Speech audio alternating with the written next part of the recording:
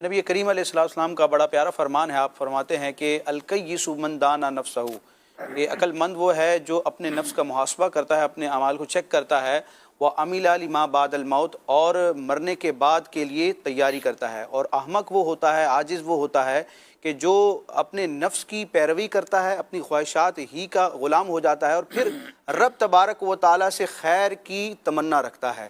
یقیناً رب تبارک و تعالیٰ نے ہی خیر کرنی ہے، لیکن رب کی نافرمانی کر کے رب سے پھر خیر کی توقع رکھنا، اس کو حماقت قرار دیا گیا ہے، جس کو امام اہل سنت اپنے شعر میں یوں بیان فرماتے ہیں کہ کام زنداں کے کیے اور ہمیں، زندہ پریزن کو کہا جاتا ہے، قید خانے کو، کام زنداں کے کیے اور ہمیں شوق گلزار ہے کیا ہونا ہے. انسان کو اپنے عمل اور اپنی روش کو دیکھنا چاہیے.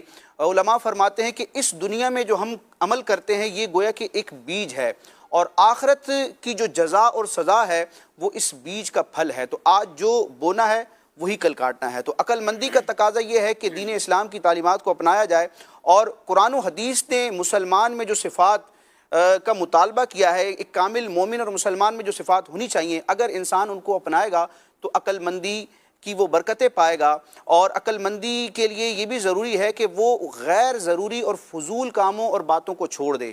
نبی پاک علیہ السلام کا یہ فرمان ہے، من حسن اسلام المرء ترکہ ما لا یعنیہ، کہ مسلمان کے اسلام کی خوبیوں میں سے یہ ہے کہ وہ لا یعنی فضول کاموں کو چھوڑ دیتا ہے. وہ لا یعنی کام بہت سے ہو سکتے ہیں.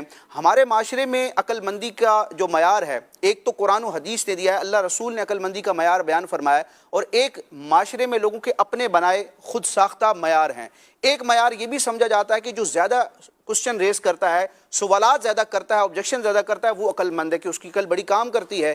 عموماً بچے بھی سوالات کرتے ہیں، تو سوال کو، کثرت سوال کو بعض اوقات عقل مندی کی دلیل سمجھا جاتا ہے. تو یاد رکھیں، ہر سوال اچھا نہیں ہوتا، اور ہر سوال کرنے والا عقل مند ہو یہ بھی ضروری نہیں ہوتا.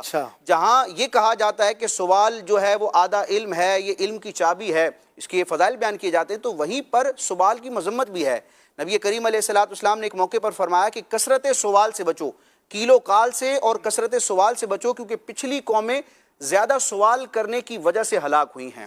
اب سوال تو بندے کا تعارف بھی ہو جاتا ہے نا، بعض اوقات تو وہ سوال ہی ایسا کرتا ہے کہ سمجھ آ جاتا ہے کہ اس کے اندر کیا چل رہا ہے. صحیح بالکل صحیح. عموماً جب علماء کرام سے، مذہبی شخصیات سے لوگ سوال کرتے، کرنا بھی چاہیے، انہی علماء سے ہی ہم نے دین کو سیکھنا اور سمجھنا ہے، لیکن سوال کرتے وقت ہم کو یہ غور کرنا چاہیے کہ جو ہم سوال کر رہے ہیں اس کا جو جواب آئے گا، اس جواب سے مجھے کتنا فائدہ ہوگا، سراؤنڈنگ میں لوگوں کو کتنا فائدہ ہوگا، اور دین اور ملت کو کتنا فائدہ ہوگا. فضول سوالات ہوتے ہیں، یعنی وہ چیزیں جو سیکھنا آپ کے لیے ضروری ہیں، آپ کے دین، دنیا اور آخرت کے لیے ضروری ہیں، ان چیزوں سے آپ غافل ہیں اور آپ غیر ضروری کاموں میں پڑے ہوئے ہیں. تو ہمیں اس چیز کا بھی تعین کرنا چاہیے کہ سوال جو ہے وہ کس نوعیت کا ہو. سوال ایسا ہو کہ جس کے جواب کے نتیجے میں مجھے اور دیگر افراد کو فائدہ ہو.